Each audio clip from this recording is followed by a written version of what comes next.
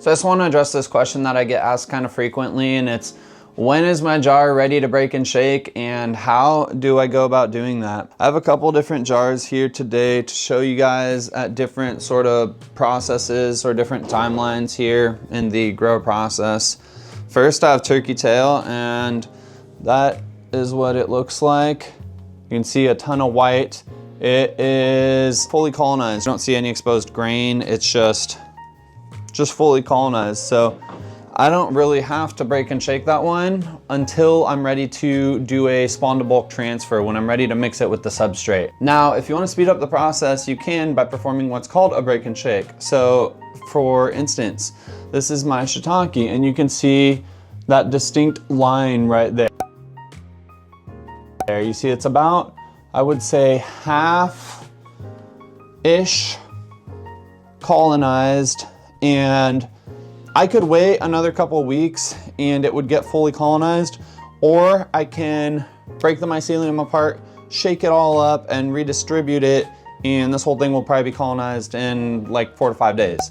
So that's the benefit of the break and shake. It's going to just speed up the process of colonization for your mycelium. Now, I know there's concerns about getting contamination from breaking and shaking, and really, assuming that your sterile process has been fine, the only way that it would get contaminated from breaking and shaking is if you had some contamination hidden up on like the lid of your jar, maybe from if you put an unclean needle in there to inject your liquid culture. Maybe the liquid culture itself was clean, but the needle was dirty, and so there's some bacteria living up on that injection port or something. That's the only real way that this would, quote unquote, cause contamination. Otherwise, this is inside a sterile container. It shouldn't be really exposed to any contaminants by breaking and shaking it.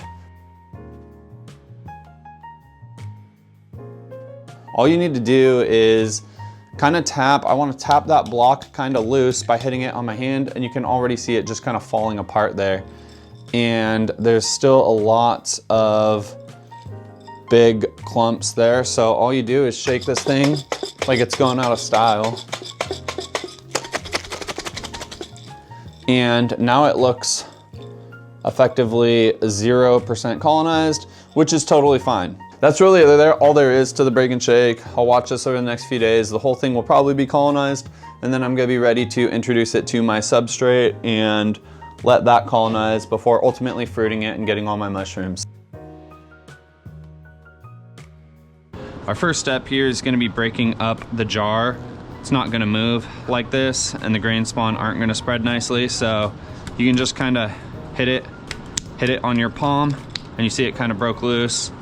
Got a little crack in it, and it's cool. Watch, see how colonized this is and everything. This is fully colonized, by the way. Once I shake this jar, it's gonna look completely uncolonized. It's super interesting in my opinion. Once we got that block kind of loose, I'm just gonna shake it all around. And I didn't really fill these jars that much because you don't really need that much grain spawn to get the job done.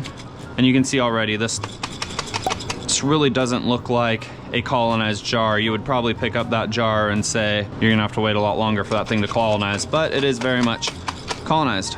So let's have at it. There's a couple little chunks in there, but it's not really the end of the world. Thanks for watching. Let me know if you guys have any questions down below, and I will see you next time. Bye-bye. Almost forgot. Happy growing.